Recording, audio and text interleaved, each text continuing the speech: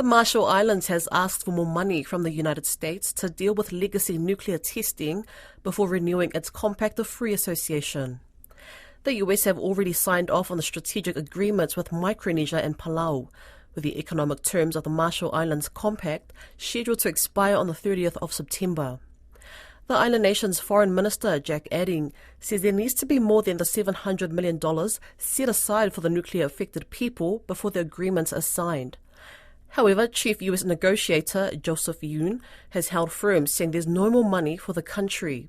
But RNZ Pacific's Marshall Islands correspondent, Giff Johnson, says this could be an opportunity for the Marshall Islands to get a fair deal as the US increases its Pacific presence. He speaks with Caleb Fotheringham.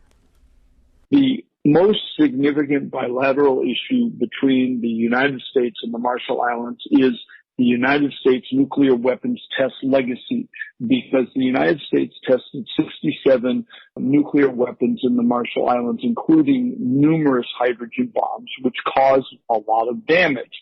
And that has never been taken care of. The U.S. has provided partial compensation in the past, and so the advent of these negotiations over the past year and a half afforded an opportunity for the Marshall Islands to get this onto the U.S. agenda.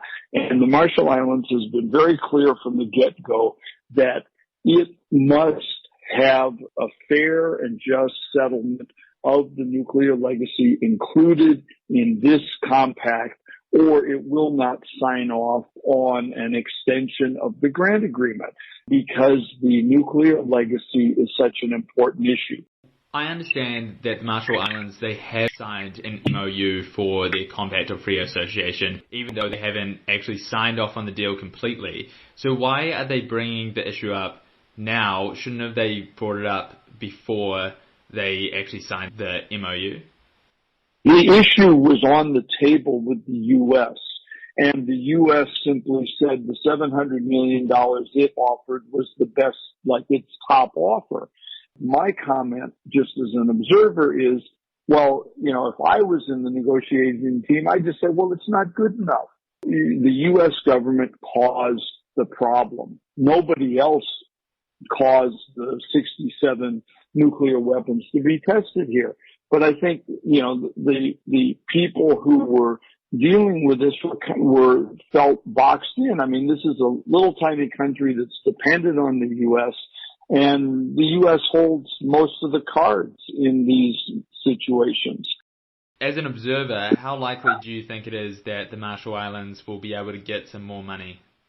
I believe the Marshall Islands is in quite a good position because of the changed dynamic in the Pacific, which means the United States feels the need to be more engaged out here. And the fact is, up until 2019, the U.S. was not even going to negotiate new funding agreements for Palau, the Federated States of Micronesia, and the Marshall Islands.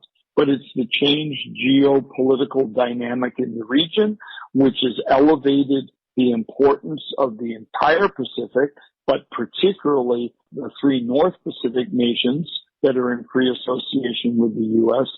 So it opens a doorway for getting the U.S. to consider a just and fair settlement, not trying to cause a fight with the United States, but to say the settlement that was done in the 1980s was done based on lack of information, not knowing what the greater extent of the nuclear legacy was, and that began to become apparent in the 1990s and 2000s. And so here we are today, and we have an opportunity between these two long-term partners who, nobody's walking away from the table. They're still shaking hands, and we have an opportunity to solve this thing. So I would say Marshall Islands is in a reasonably good position, along with the United States, to come up with a well thought out and a fair settlement on the nuclear legacy. But it isn't something you can just say, okay, we're going to give you a few cents on the dollar and that's it, and we're not going to talk any further.